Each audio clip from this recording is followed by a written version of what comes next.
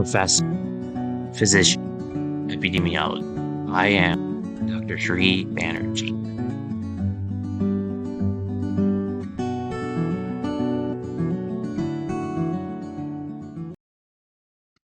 Hello, everyone. I'm Dr. Sri Banerjee, core faculty for the College of Health Sciences and Public Policy at Walden University.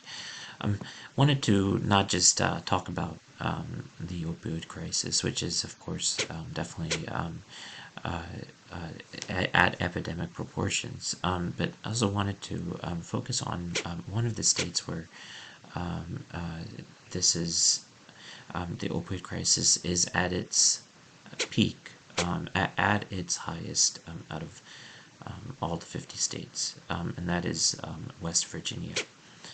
And so it was really important, especially in West Virginia, to talk about the stigma that is oftentimes associated with drug use. And so it's important to kind of look at this. What is stigma? Which is public or societal stigma, which are stereotypes about a condition, substance use disorder, or other behavioral health issues. So public stigma is exemplified through the public's behavior, and this could look like stereotypes such as characterization that people with substance use disorder are dangerous or lack willpower, negative emotional reactions like fear and anger, avoidance, isolation, rejection of people with substance use disorder, and lack of public support. So there could be stigma can be of all shapes and sizes, so to speak. There could be also personal or self stigma and structural stigma. You might have heard of hurtful words like junkie or addict or alcoholic. So ending discrimination against people with mental and substance use disorders is a National Academies of Sciences, Engineering, and Medicine publication that looks into this further.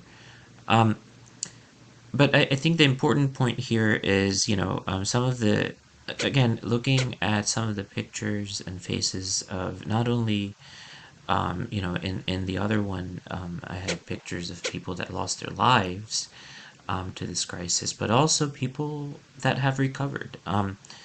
Resilience is an important sort of concept when thinking of recovery from substance use, and just broadly thinking about this on a population scale early on is also important.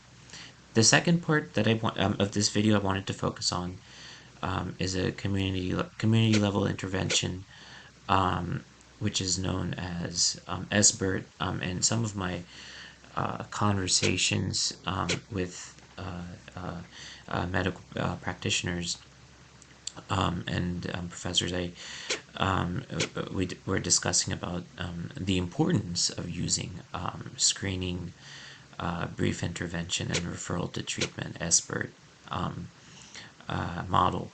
And the reason this model or this framework is so important is because it combines identifying some of these risky behaviors and provides the appropriate intervention right away. So everybody's just being screened pretty much automatically. So these are, of course, additionally reimbursable billing codes. So what is a pre-screen? The concept of a pre-screen. So we're talking about screening for something. So it involves just short questions. These are sometimes there are 3 items. Pre-screeners, NIAAA has a 3-item pre-screener for alcohol. Of course, you must know about CAGE.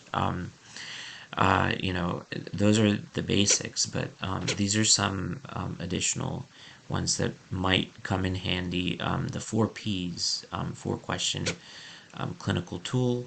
Have you ever used drugs or alcohol during pregnancy? Have you had a problem with drugs or alcohol in the past? Does your partner have a problem with drugs or alcohol? And do you consider one of your parents to be an addict or alcoholic? And obviously, some of these words are not people first language and are not as sensitive as they can be. But this is a kind of a good example of a pre-screen. Now, a full screen is developed. It's a questionnaire. It's completely developed. A lot more questions than three or four.